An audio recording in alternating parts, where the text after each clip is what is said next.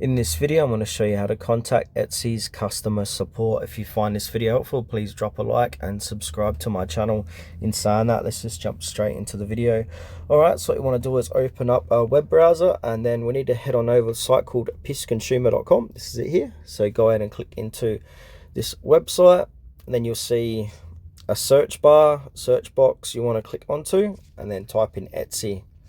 Etsy should appear below. So here it is here with 14,000 views time of this recording. And now once you're on this page, scroll down and you need to look for contacts. So we got review, about, contacts, Q&A. We need to click on the contacts tab. Click out of the advertisement that appears and then scroll down again. And as you can see here, this is where Etsy phone numbers and emails are located. So we've got a toll-free number. We can give this a call, or we can simply click call customer service. We can send them a message here, or you got some other numbers here. So if you're in Australia, that's the number you want to call. UK, that's the other number you want to call.